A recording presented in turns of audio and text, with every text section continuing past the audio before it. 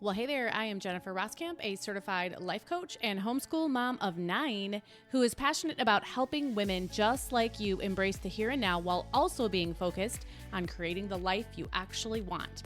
In reality, it's not about thinking life will get so much better or so much easier when you fill in the blank.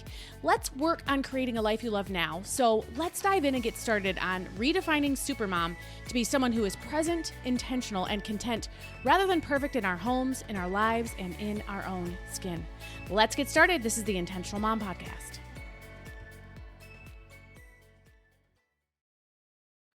Well, hey there. Welcome back to the Intentional Mom Podcast. I am your host, Jennifer Roskamp, and today I am going to be sharing 5 things that might be affecting your ability to be productive.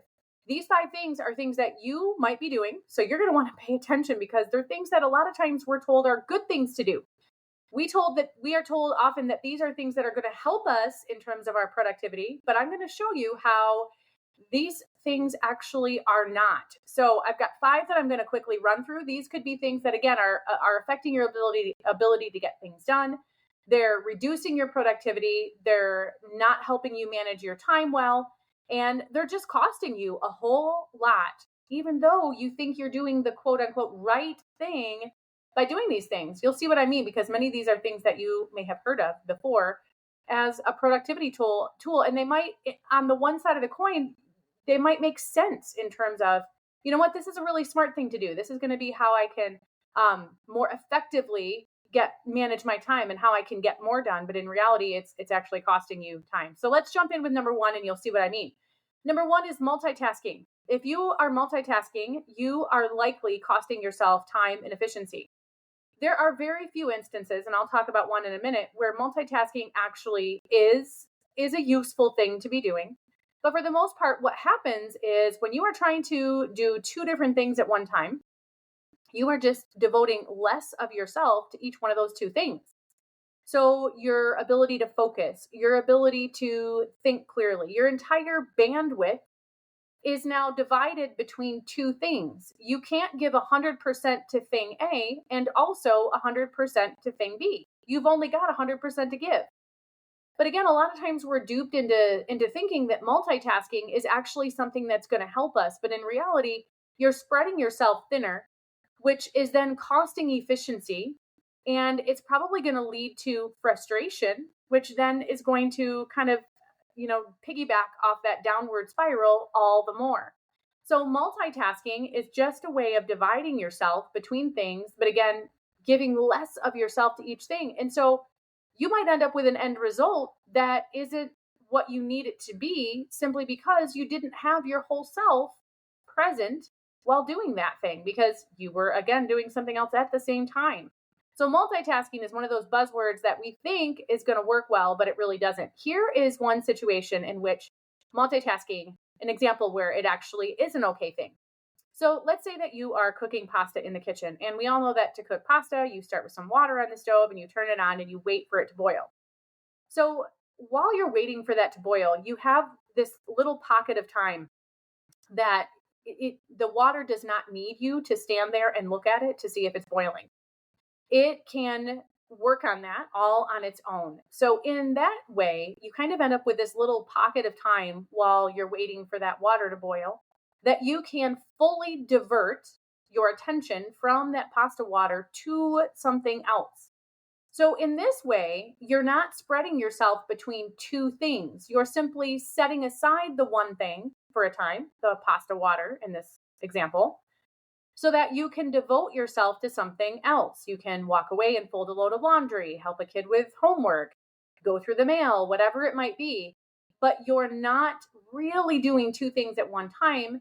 You're kind of hitting pause on one of the things while it's doing its own thing, and then you're going to come back to that thing. So that really is an example where multitasking, or maybe doing 2 things at one time, actually does work without costing you something. But that would really be the only case where, again, it's not costing you to multitask. So multitasking, many think of it as a productivity tool to use, and that's not so. So multitasking is number 1. Number 2 is focusing on any task for longer than 20 minutes. 20 minutes is actually kind of a long time. Um, 20 minutes is actually too long for me.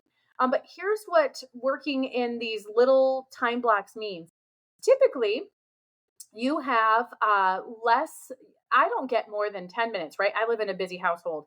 10 minutes is about the sweet spot for me, I've discovered, before I'm going to get interrupted, before there's going to be some sort of disruption, there's going to be some sort of situation that unfolds that I need to handle. Even my own attention span isn't that long, and I get bored pretty easily. And so when I'm working on something, and what you'll find is, again, if you're really monitoring yourself, you might not realize that you're starting to get bored, or your attention is starting to just kind of lose focus. You're starting to lose focus. You're starting to lose steam.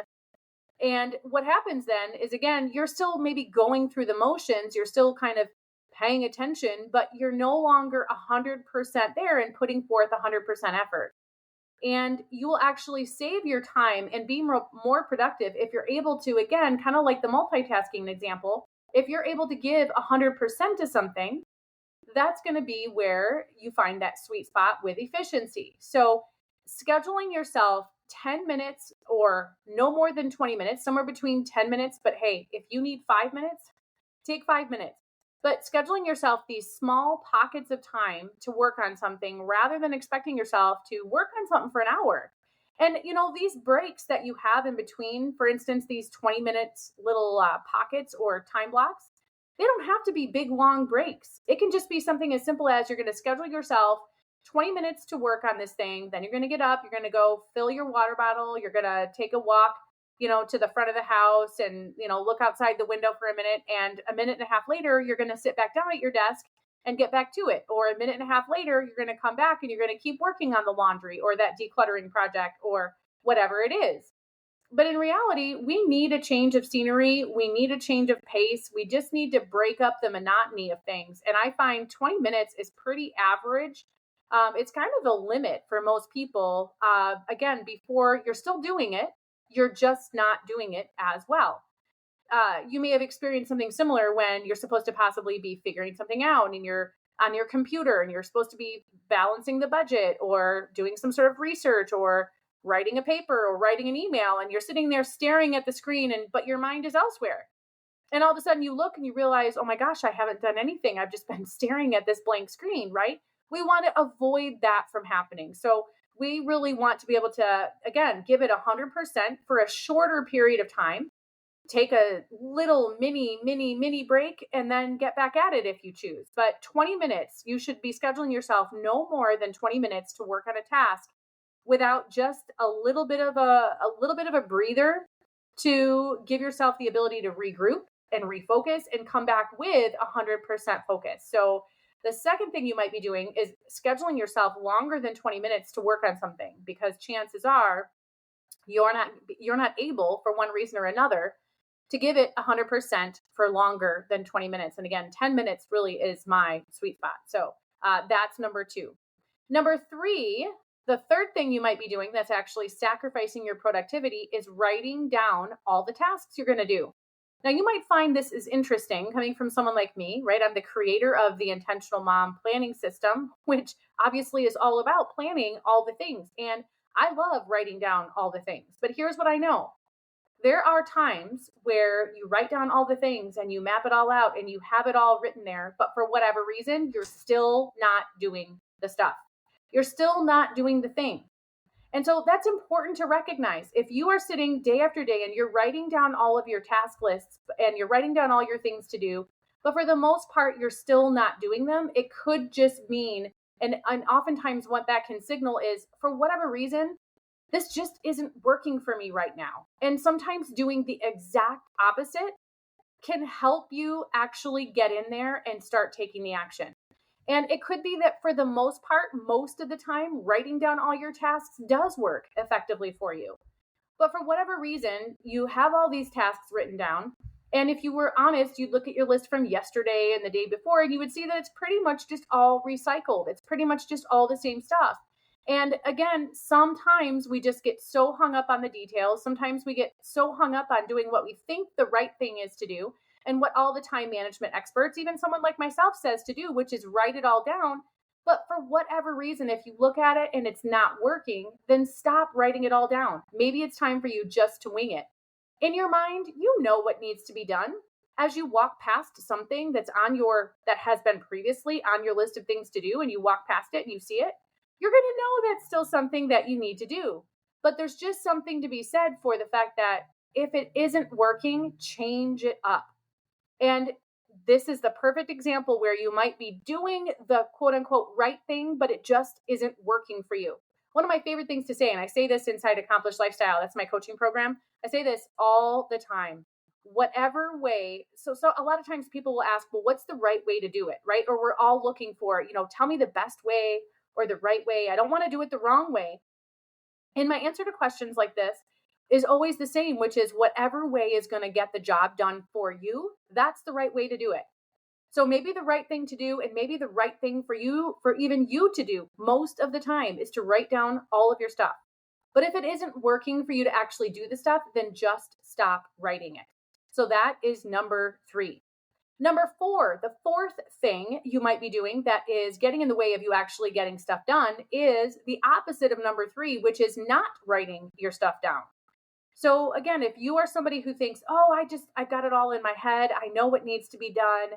I've got it all figured out. I feel like it's too restricting for me to write it down. It just seems like an extra step. It takes time that I don't have. I could be spending the time I'm going to spend writing the stuff down is time I could spend to be doing stuff. And so I'm just not going to write it down. And again, that could work in some cases. But in a lot of cases, you really need to be writing your stuff down.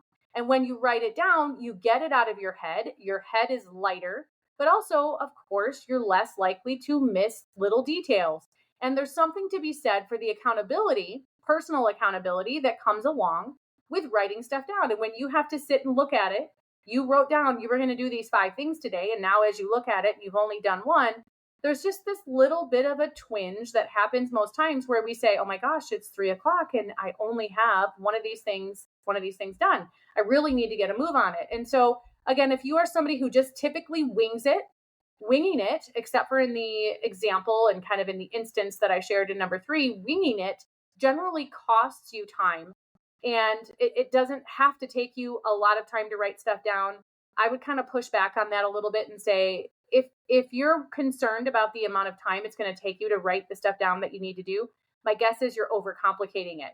So keep it simpler. It does not need to be a big, beautiful list with all of the steps and all of the things written out. It can literally just be something, just a sketch, more like a sketch.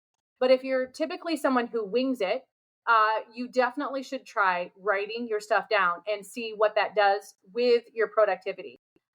Sometimes we think we're not going to like it. And if you've never actually tried it, I would definitely challenge you to do that. But there is a best practice when it comes to writing stuff down. And I'm going to tell you what that is. That's actually number 5. The 5th thing you might be doing that is actually getting in and interfering with your productivity is not using rapid fire tasks. Now, for those of you who are in Accomplished Lifestyle, you know exactly what rapid fire tasks are. You might actually know this in a few other places as well. You can get access to this tool and really this tool and this printable version of this tool. Rapid fire tasks are this. Rapid fire tasks are the way that I would suggest writing most of your tasks down every day. Most of what you have written down should be rapid fire tasks. And these are tasks that you can get done in 10 minutes. There's a couple of rules. Number 1, you can get these things done in 10 minutes or less. And the challenge, the goal, really should be that many of the things on your list are going to be things that take you only a minute or 2 to get done. Literally. They're quick things. No task is too small if it is going to appear as a rapid fire task. But the rule is it can't be any longer than 10 minutes. So if you have something that you have to get done today and you were to say, well, Jennifer, I need to clean out the refrigerator and that's going to take me longer than 10 minutes. Well, this is where you have the conversation with yourself and you say, well, how long is it going to take me? And I would challenge you to make sure you don't give yourself too much time, because that's a whole nother conversation there. A lot of times we're very generous with the time that we give ourselves to do something. And in reality, we take the time we give ourselves. So if you're generous in the time you're giving yourself, you might be sabotaging your productivity that way as well. But that's for another day. But if you're going to need to clean out the refrigerator and you were to say, well, I think that's going to take me about 30 minutes, you would then take up 3 rapid fire task lines for clean the refrigerator. You might write clean the refrigerator number 1, clean the refrigerator number 2, and clean the refrigerator number 3. Because the idea is you can still do a task that takes longer. It just needs to take up more real estate on your list then. So it can't take longer than 10 minutes. And the goal is to have it take less than 10 minutes by far. Many of those things, quick and easy tasks. Another rule that you want to consider is they need to be things that when you think about doing them, you feel very little resistance about doing it. And resistance is basically when you look at doing something and you say, oh, I don't feel like doing that, right?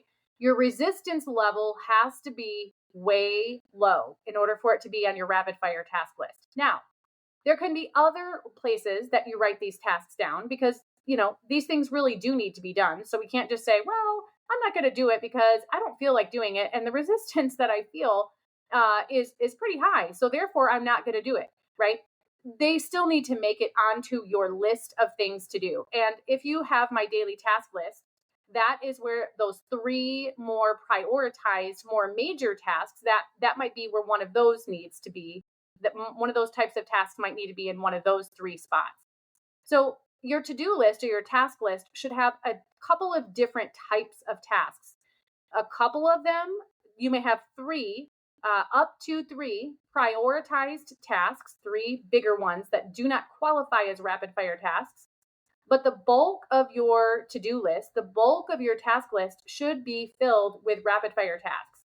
And it is not uncommon for me to have a daily task list that has 25 to 30 rapid fire tasks written on it. And you might say, oh my gosh, I cannot imagine having a to-do list or a task list with 30 things on it. But I'm here to say that if you have 30 things on that list and each one takes you 5 minutes or less, it is so cool when you start your day and you think, you know what, I'm going to do 3 of these tasks and it costs you 3 minutes, 6 minutes, and you now are crossing 3 off and you start to build momentum. You start to look at that list and you're like, oh my gosh, look at all the things I'm getting done. And you start to build momentum. You start to gain this sense of accomplishment, and that can help propel you forward to get more things done. So that's really where the beauty of rapid fire tasks comes in, is it sets you up for success. It sets you up to actually get things done on your list really well because they're all short tasks. Excuse me. So they're all really short tasks that aren't going to take you much time. And then you build momentum and you start to cross stuff off your list and you start to feel successful. And when throughout your day you start to feel successful, well, all of a sudden, all the things you have to do now, that resistance that maybe you were feeling a little bit before, you feel even less because look at all I'm getting done. You feel amazing. You feel like, you know what? I am doing it. And that is awesome. So these are the 5 things that you might actually be doing. If you would like a copy of my daily task list, which has these rapid fire tasks on it and a little training that goes along in some detail on how to actually fill that out, because there's actually some focuses on that page and the little training will tell you what that means. You can we'll put a link for that in the show notes. So make sure you grab that. But these 5 things could definitely be costing you when it comes to getting stuff done. The first one is multitasking, right? That's just not possible. Number 2 is focusing on a task for longer than 20 minutes at a time. Number 3 is writing down your list of tasks. That can be the right thing to do, but if you're not getting it done and you're writing them all down, try the opposite approach. The 4th thing you might be doing is not writing your stuff down. If you like to winging it typically will cost you more time than if you were to plan things out in a little bit more structured of a way. And number 5 is not using rapid fire tasks. And we had a little conversation about what that is. I've got an amazing tool that goes along with that you can grab for free in the show notes here. So that is what I have for you today. Thank you so much for joining us. I will check in with you next time on the Intentional Mom Podcast. Have a great day.